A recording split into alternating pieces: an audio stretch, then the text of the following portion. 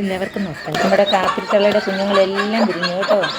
ഇനിയിപ്പോൾ 5 മുട്ടയും കൂടി വിരിയാനുണ്ട്. അത് കാപ്പിരിക്കോഴി അടയിരുന്ന സമയത്ത് 5 കോഴികൾ അത് കഴിഞ്ഞ് വന്ന് മുട്ടയിട്ടതാണ്. അതിന് വിരിയാനുണ്ട്. അതിൻ്റെ അകത്തെല്ലാം കുഞ്ഞുങ്ങളുണ്ട്. ചെവി വെച്ചൊക്കെ ഇപ്പോൾ കുഞ്ഞുങ്ങളുടെ കരച്ചിൽ കേൾക്കുന്നുണ്ട്. അപ്പം ഞാൻ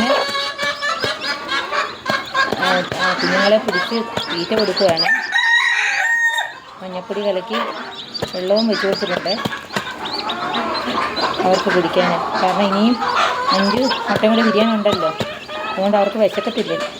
അതുകൊണ്ട് ഞാൻ വേറൊരു അരിയും ഇതൊക്കെ വെച്ച് വേറൊരു വേസ്റ്റിനെടുത്തിട്ട് തീറ്റ വെച്ച് കൊടുത്തിരിക്കുകയാണ്. കുഞ്ഞുങ്ങളെല്ലാം കഴിക്കുന്നുണ്ട്.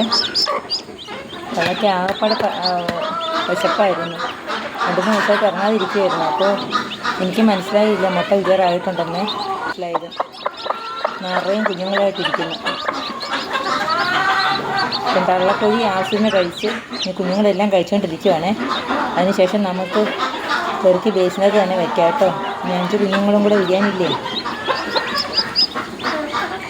നമ്മുടെ കാപ്പിത്തള്ളയെ കണ്ടോ? ഇവിടെ കുഞ്ഞുങ്ങളെ ഇതൊക്കെ. നിങ്ങൾക്ക് കാപ്പിത്തള്ളയും കുഞ്ഞുങ്ങളെ ഇഷ്ടമായോ? ഇഷ്ടമെങ്കിൽ കമൻറ്റ് ചെയ്യണേ. നമുക്കെല്ലാം എടുത്ത് വയ്ക്കാം. മറ്റ് മുട്ടകളും കൂടെ വിരിഞ്ഞ് കഴിയുമ്പോൾ ഞാൻ കാണിച്ചു തരാമേ.